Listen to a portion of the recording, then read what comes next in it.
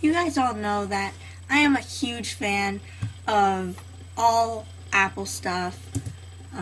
I use my iPhone all the time. I have a MacBook and an iPod, and I make videos about Apple products and help with everything.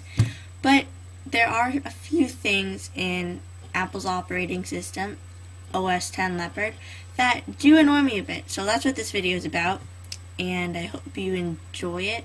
And it's not all bad. I mean, it's just some criticism and stuff they can do to fix it. So I hope you enjoy this video. Okay, so the first thing that bugs me about Leopard is spaces. You're probably thinking, oh my god, spaces? That's like one of the best things. Yes, it's a great concept, great idea, and I do like it, but there are some things that really bug me about it. So to get into spaces for me, I press F8 on my MacBook, and then I don't think I have it set for my keyboard, but whatever. Anyways, what bugs me about spaces is if I go into system preferences, expose and spaces, you can see that under my applications here, I have things set to every space. That's because I don't always know what I'm going to be doing. Sometimes I don't want Safari and iChat in the same space, but a lot of times I do. So when I first had it set to separate spaces, it was always switching back and forth, and it gets annoying. So let's say I have Safari open, and I open iMovie. This could take a little while. I apologize in advance. It switches the space. It's nice, no clutter, but what if I want to see something in Safari next to something in iMovie? So I click Safari, and it just keeps switching back and forth. So I can go to F8, and I can put them in the same space, and then click it.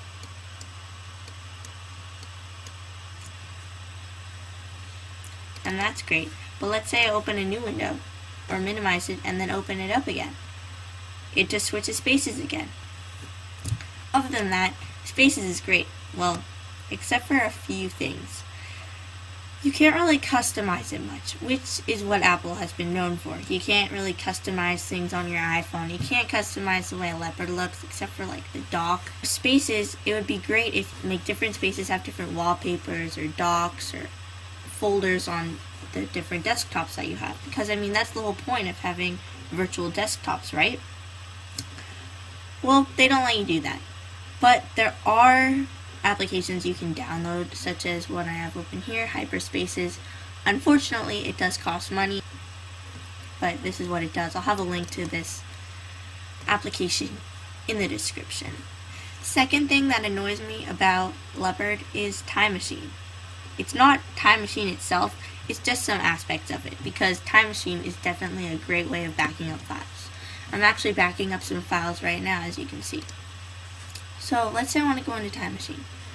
I can click this in my menu bar, enter Time Machine, or I can go to Spotlight and launch Time Machine. Okay, so you can tell already it takes a little bit and it's pretty laggy. As you can see, this animation in the background, this isn't just because I'm running ScreenFlow that it's so laggy. It's actually normally like this. And as you can see, it's just kind of moving slowly.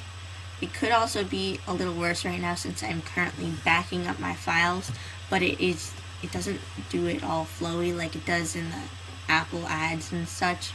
As you can see, it's working a lot smoother now. This is how it should look, but I don't think that it should take that long. And if I want to go through my files using these arrows, I can't just hold down an arrow and go through really far. It just goes one by one. If I want to restore a bunch of files that are from different days, for example this one, and I click restore, it brings me all the way back into my desktop, and then I have to relaunch Time Machine. So, and it's pretty annoying. Time Machine, again, isn't too customizable. You can't set specific times of the day to back it up automatically. I don't want it to always back up everything because it takes up a lot of space on my hard drive, even though I do have a terabyte. and the only way to back up exactly when you want to is to basically hold the control key and click Time Machine's icon. But you can't do that if you're not home. So, oh well.